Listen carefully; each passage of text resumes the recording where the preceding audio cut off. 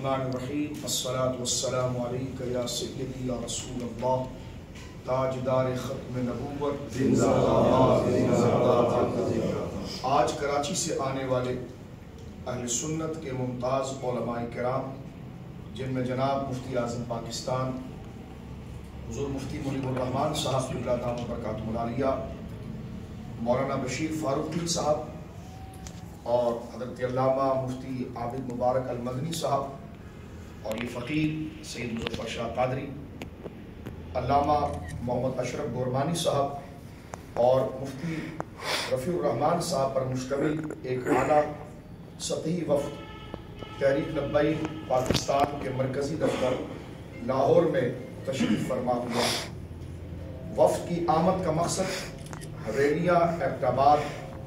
میلاد النبی صلی اللہ علیہ وسلم کے مظلوم شہداء کی تعزیت کرنا اور زخمیوں کی عیادت کرنا اور ناموس مصطفیٰ صلی اللہ تعالی وسلم کے وفا شعار اور پیکر اخلاص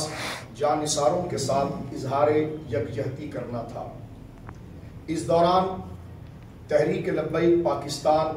کے امیر حضرت علامہ حافظ سعد حسین رضوی صاحب اطال اللہ عمرہ اور اراکین شورا زیدہ شرفہم نے وفد اور دردناک المناک اور دلسوز واقعات کی تفصیلات سے وفد کو آگاہ کیا۔ یہ سب ایک اسلامی جمہوریہ پاکستان میں ناقابل تصور اور ناقابل یقین کام تھا۔ اس تناظر میں کل بروز جمعہ 21 اکتوبر سے پہر 3 بجے حضور مفتی اعظم پاکستان بقیت الصدر فخر الخلف مفتی منیب الرحمان صاحب قبلہ دامت برکاتہ العالیہ اور ان کے ہمراہ کراچی سے آنے والے علماء کرام کا وفد تحریک لبیک کے مرکزی دفتر میں پریس کانفرنس سے خطاب کریں گے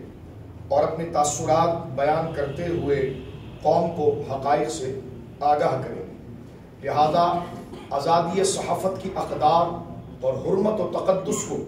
ملحوظ رکھتے ہوئے تمام صافی حضرات کی خدمت میں عرض ہے کہ جو وقت ذکر کیا گیا ہے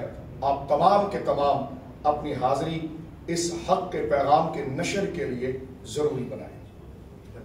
لبیک لبیک لبیک یا رسول اللہ، لبیک لبیک لبیک یا تاجدار ختم نبوت زندہ باد زندہ باد زندہ باد۔